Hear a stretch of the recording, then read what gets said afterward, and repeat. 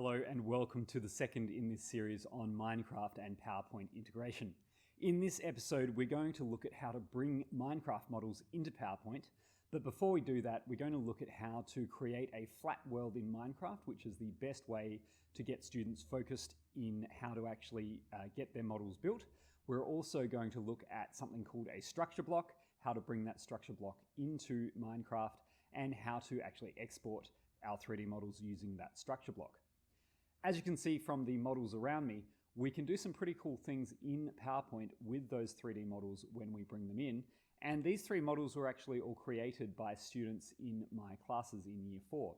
So this is a fantastic way to bring some interactivity to the presentations that your students are doing, but also you can have them create worlds or backgrounds, things like that.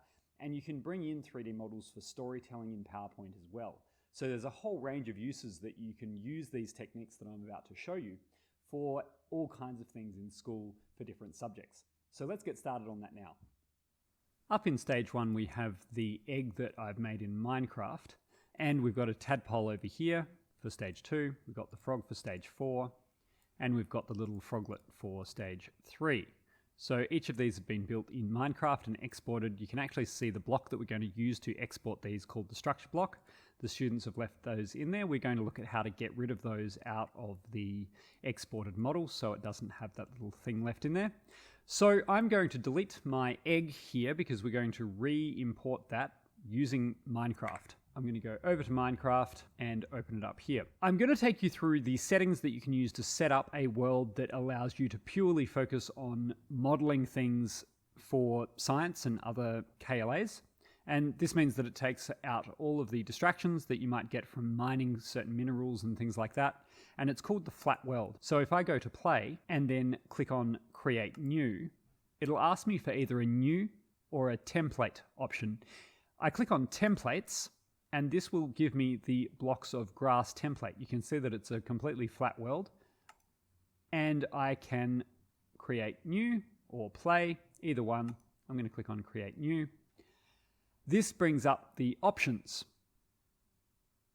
So here are a bunch of options, and if you are allowing students to work collaboratively, there's some options that you want them to turn off.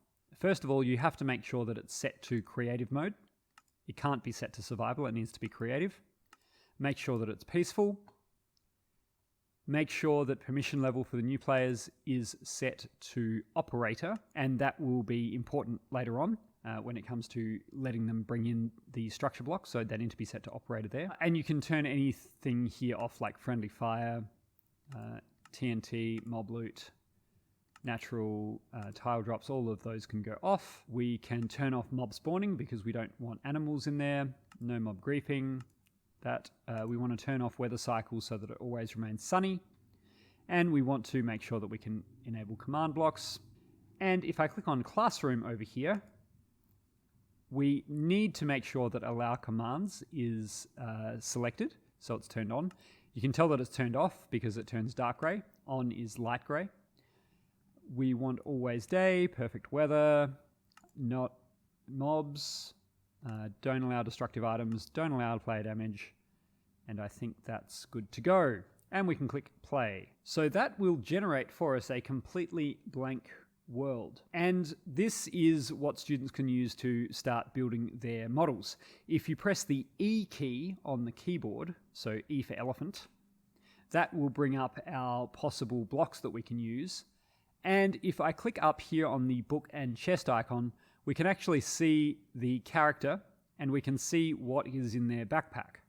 So this allows us to hold a whole bunch of things from the inventory over here and put them in our backpack. And then when we want to actually use them, we can bring them in to be able to be selected along the bottom here.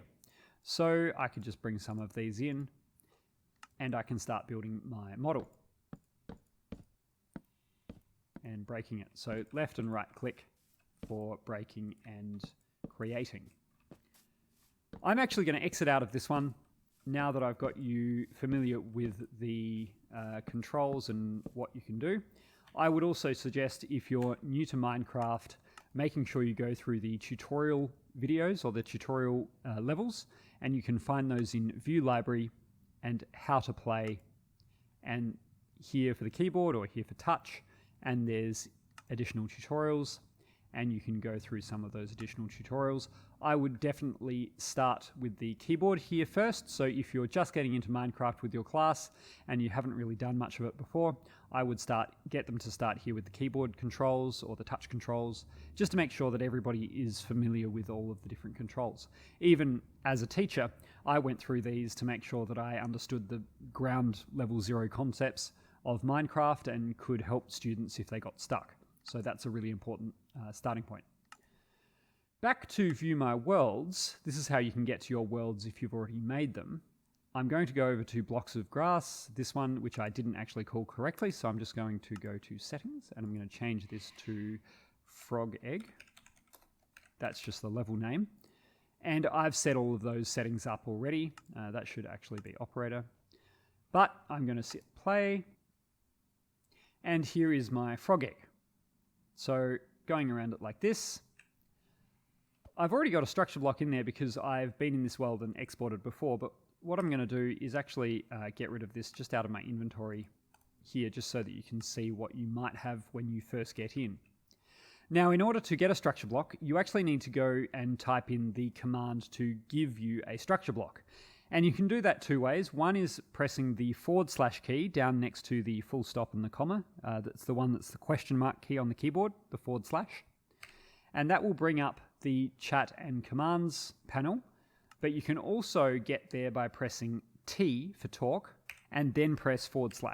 That will do the same thing. So once we have the / into the chat panel down here, we need to type in the command give, because we're going to ask Minecraft to give us a structure block to be able to export out the model. So I type in give and I press the spacebar, and then you can see a bunch of options for who we are going to give the structure block to. I'm going to give it to myself, so I'm going to type in @s. So @s and spacebar. And here's where you need to know your block types. I need to type in structure _block, and that will give me the structure block once I press enter. So now in my inventory, I have a structure block, and I can drag that down here. Now our structure block is in our hand, we can actually go and place this down.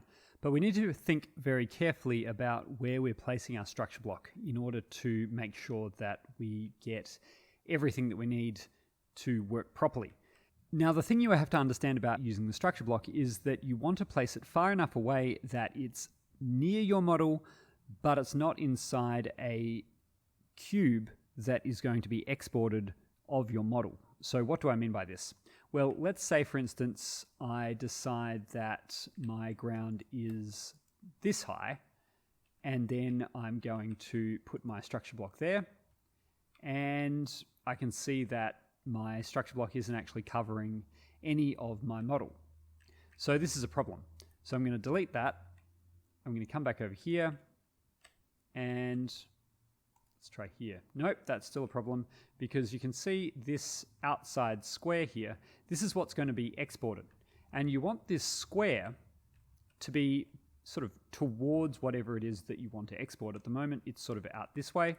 So I'm going to delete this, and I'm just going to add in some ground as if I put my structure block there. Now we've got a bit of a problem, because if I go into my structure block settings, which I can do by clicking on it, you'll see that my structure block is actually sitting right up next to my model, and I have to export the structure block with the model because it's sitting right next to it. We have to make sure with our structure block that we move it further away, or we place it further away, so that the structure block doesn't interfere with or become part of what we export. So I'm going to delete my structure block, and I'm going to place it back here. And this is outside of any furthest point of the model. So it's sitting all outside the furthest point of the model if we were to put a cube around our model. And also it's pointing towards the model in terms of the square that's going to be, or the cube that's going to be exported.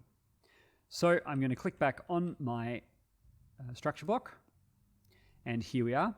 And unfortunately at the moment, the structure block is going to export itself and the dirt. And that's because over here in our options, we've set our offset to -1, or the structure block has automatically. So the way to get rid of this is we have our y, x, and z coordinates. Anywhere going this direction is positive y. Anywhere going back down away from the cube is negative y. Anywhere going over this direction is minus x, and anywhere over this direction is minus z. So by going over here and changing this to 0, I can get rid of this structure block two different ways. Either I can make my y one higher, which is fine if my model is off the ground. However, if the structure block is on the ground and the model is also on the ground itself, we can move the whole region that is going to be exported over in x by 1 and also z by 1, so that the origin point, instead of being on this side of the structure block, is going to end up over here. So I'll do that, one across in x and one across in z. And now the structure block is actually just outside the range that is going to be exported. However, now we've got a different problem in that we've only got part of our model that can be seen here. And if I change this to say 10 and 10 and 10 for size, we're now fitting our model within the cube, but there's a lot of extra space around the outside of our model, and we want to try and export as little empty space around the outside of our model as possible when it comes to our cube.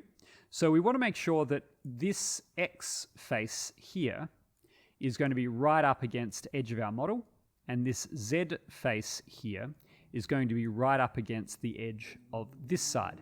And then we can play around with our size to get it exactly the right height, the width, and the length. I am going to go back over to my offset, and I'm going to kind of eyeball it and say, okay, I think that if I move my X over by 2, my exported cube is going to be probably flush with this side. So I'm going to add 2 to this one, make that 3, and that's correct. And then here as well on this side, going in the Z direction, I'm going to add another 2 to my Z to get it flush with this side here. So I go 3 again, and that's now looking really good. However, on my Y, I notice that my egg is going to be 1 block too high, so I need to offset by 1 in Y, and that now brings it right down tucked into the corner. What I'm then going to do is take my size back down so that it's going to end up being the correct size. Now, this will differ for you in however large you've made your model, but I've made my model 1, 2, 3, 4, 5 across, 1, 2, 3, 4, 5 up, and I've made it 1, 2, 3, 4, 5 deep. So I can change this back to 5, 5, 5, and you can see that now my model is completely encased inside of that cube. It's all fitting within it very snugly.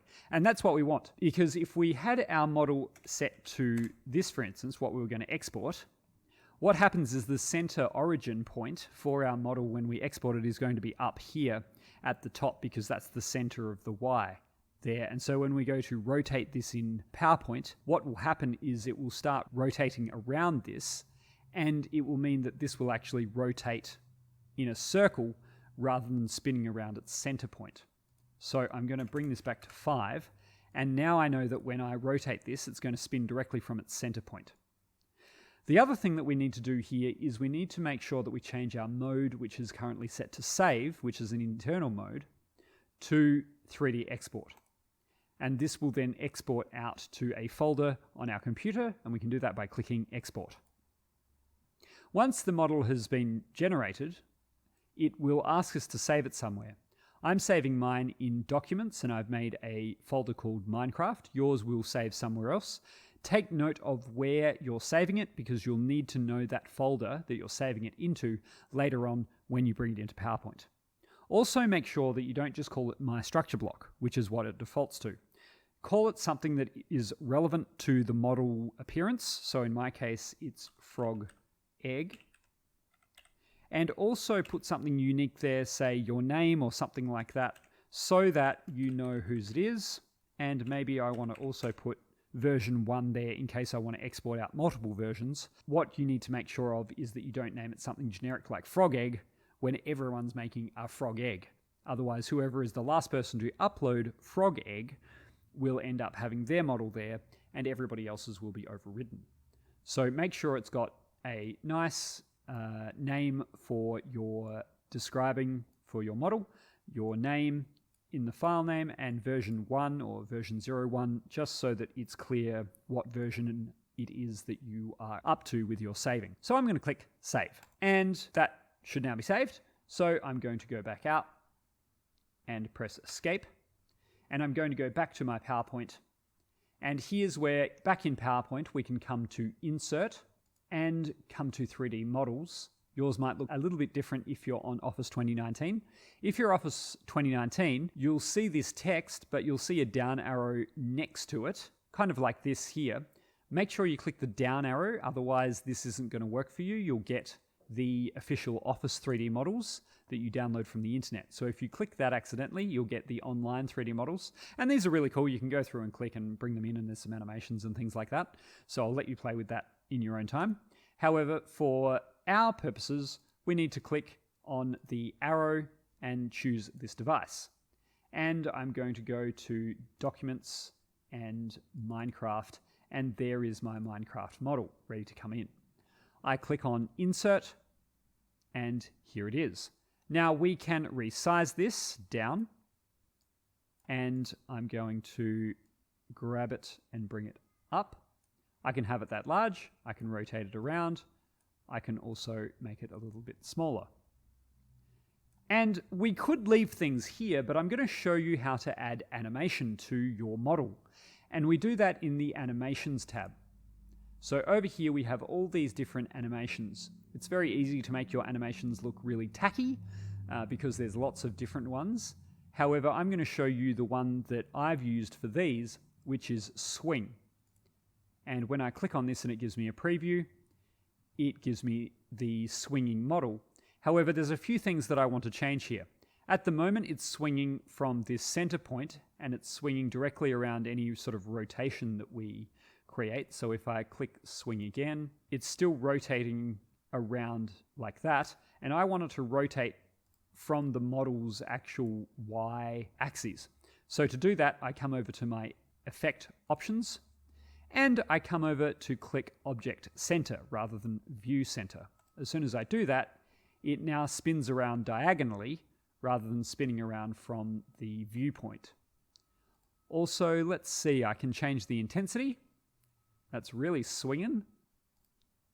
I can also change how much it swings, and I can change that to continuous.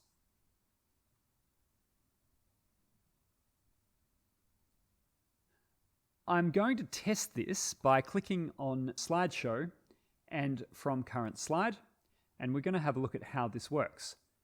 Now that's interesting. All these other three are doing it immediately, whereas this one will only do it when I start clicking. So to get around this, we need to make sure that we go back to our animations, and we come over to this option where it says On Start, and we're going to say Start with Previous, which means it's going to start with whatever the previous action was, which was to actually open the slideshow or go to that slide. So now that I've said with previous, I can go back to slideshow and say from current slide.